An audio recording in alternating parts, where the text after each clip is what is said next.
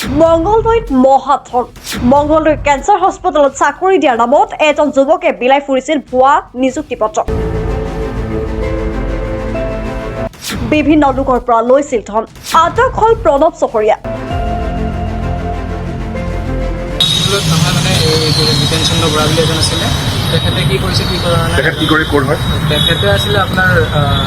মানে কাম দিম বুলি কৈছিলে মোকো কৈছিলে অলৰেডি মই পইচা দিব চাকৰি দিম বুলি কৈছিলে এতিয়া ধৰক মোৰ কাম দিম বুলি কৈছিলে তেখেতক মোক কৈ দিছিলে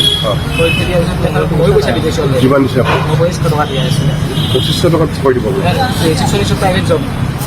আপোনাৰ কি নাম প্ৰণৱ চহৰীয়া ক'ত গ'ল আপোনাৰ?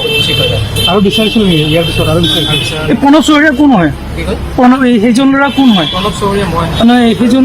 তেওঁৰ নামটো জিতেন চন্দ্ৰ বৰা তেওঁ ক'ৰ হয় তেওঁ আপোনাৰ মংগলদৈ বুলি কৈছিলে একদম বেষ্টৰা বুলি কৈছিলে তেওঁ ঘৰত মই অলৰেডি যাই পোৱা নাই আপোনালোকে দিয়া হৈছে এতিয়া দিছে কি কয় আপোনালোকে দিছে আপোনাক এপইণ্টমেণ্ট মোক দিয়া নাই ইহঁতক দিছে কিন্তু দিয়া কাৰোবাৰ কাৰোবাক দিছে আপুনি দিছে তেখেতে মোক দিব দিছিলে মই দি দিছিলোঁ আপুনি এপইণ্টমেণ্ট দিছিল তেখেতে কৈছিলে কি মই যাবলৈ টাইম নাই তুমি এইখিনি এপইণ্টমেণ্ট লেটাৰখন তুমি দিছিল তাৰ মানে কি আৰু এটা কম্পিউটাৰ PDF ফাইল নে কিবা নাজানো আপুনি কি কৰে সাধাৰণতে মই এনে ফটোগ্ৰাফী কিহত মই ফটোগ্ৰাফী কৰোঁ